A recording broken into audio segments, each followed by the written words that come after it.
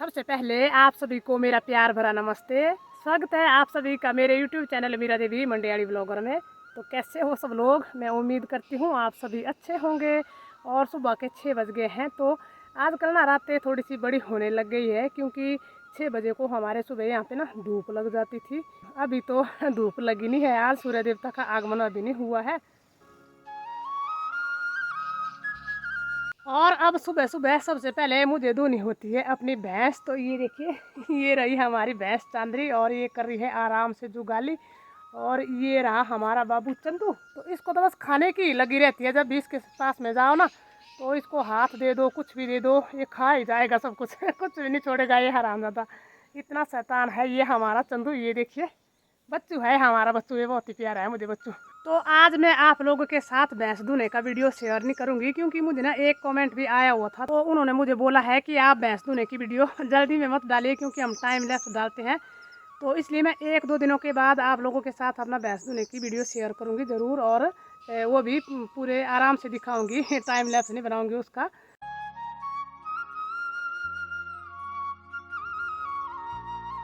तो भैंस को मैंने धो लिया है, और भैंस धोने के बाद हम अपनी भैंसों को भैंस से तो है नहीं, अब तो किसको बोलूँ भैंस से। ये की भैंस है मेरी, और दूसरा इसके साथ में चंदू बच्चा है ये।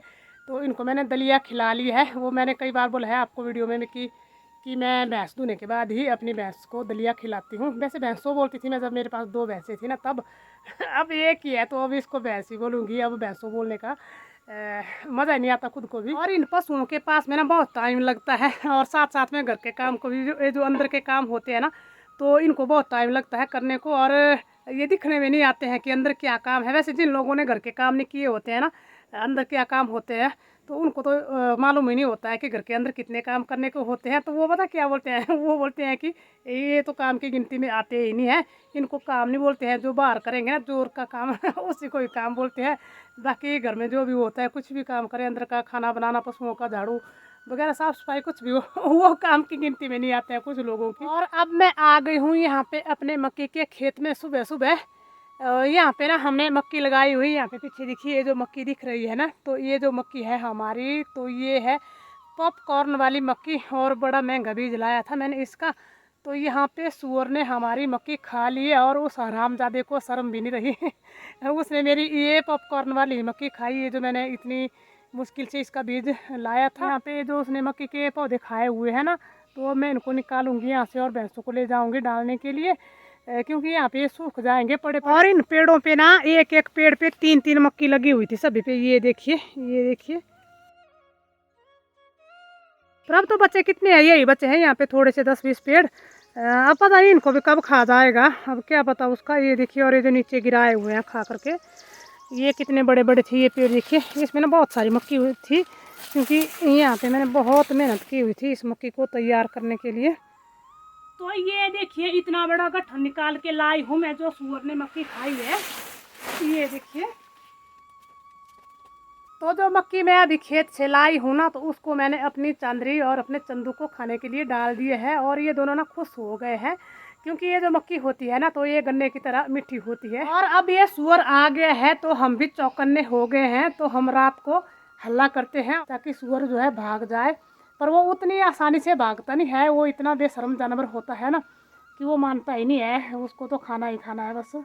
अब उसको भी पेट भरना है, अब क्या करें। पर हमें दुख होता है, क्योंकि इतनी ज़्यादा मेहनत की होती है ना, तो हमारे पल्ले कुछ भी नहीं पड़ता है। और पिछले कल से हो गई है भादो महीने की शुरुआत, 17 तारीख से। आज तो 18 अगस्त है। तो हमारे यहाँ पे ना काला महीना भी बोलते हैं इस महीने को, ये जो भादो महीना चलता है। तो इस महीने में लड़के लड़कियों की नई नई शादी हुई होती है ना, 1 साल नहीं अभी तक वो जिनकी शादी को हुई होती है, तो उन लड़कियों को, नई नई दुल्हनों को 1 महीने की छुट्टी मिल जाती है। आज भी ऐसी रिवाज है हमारे यहाँ पे, मंडी में ज़्यादातर तो है ही है ये रिवाज। तो उन दुल्हनों को बहुत बहुत बधाई कि उनको ना 1 महीने की छुट्टी जो मिल गई है अभी 2-3 दिनों से। और सावन महीने के लास्ट में उनको ये छुट्टी मिल जाती है। वैसे आजकल तो चलो उतना कुछ नहीं होता है, आजकल तो लड़कियाँ चाहे मायके में रहे या ससुराल में रहे, हर जगह उनको ना मतलब बराबरी लगता होगा मेरे ख्याल से। तो हमारे टाइम में तो ऐसा नहीं होता था। और आज से 26 साल पहले की बात है, जब मेरी शादी हुई थी ना, तो मैं तो नहीं गई थी इस महीने में, मुझे मतलब भेजा नहीं गया था। तो मैं तो नहीं गई थी, 26 साल पहले की बात है। तो उस दिन मैं बहुत रोई थी, बहुत रोई थी। और जब जब हर साल ये महीना शुरू होता है ना, तो तब तब मुझे वो याद आती है। कभी भूल ही नहीं पाती हूँ मैं, क्या करूँ मैं। पर ना किसी को इतना भी मत रुलाओ कि वो ज़िंदगी भर भूल ही नहीं पाए कि हमें किसी ने रुलाया था और उस दिन को कभी भूल ना पाए। तो मैं तो उस दिन को कभी भी भूल नहीं पाऊँगी। पर वैसे भेज देना चाहिए सभी को, जब रिवाज है तो। ऐसा मानते हैं कि सास बहू जो है ना उस महीने में इकट्ठा नहीं रहते हैं। ऐसे इकट्ठा तो हम भी नहीं रहे थे, पर सिर्फ इतना ही था कि मुझे ये मायके नहीं भेजा था, मैं यहीं ससुराल में ही रही थी अपना पूरा महीना। और अब मैं आ गई हूँ अपनी नई रसोई में। यहाँ पे आकर के मेरा हर दुख दर्द भूल जाता है, बहुत खुश हो जाती हूँ मैं यहाँ अंदर अपने रसोई घर में आते ही। अब ये पूरी तरह से बना तो है नहीं, पर बन ही जाएगा, तो इसको देख करके मैं बहुत खुश हो जाती हूँ। और कल ना काला महीना शुरू हुआ है, तो मैंने कल वीडियो बनानी थी, पर कल हमारे साथ इतनी परेशानी आई, इतना काम पड़ गया हमें ना कि सारा दिन भर हमारा तो बुरा हाल हो गया। और साथ साथ में हमारे मिस्त्री जो यहाँ पे ना काम पे लगे हुए थे, तो उन्होंने भी हमारा बहुत ही साथ दिया, बहुत काम किया कल उन्होंने। कल का मतलब क्या था कि हमें थोड़ा सा सामान मंगवाना था।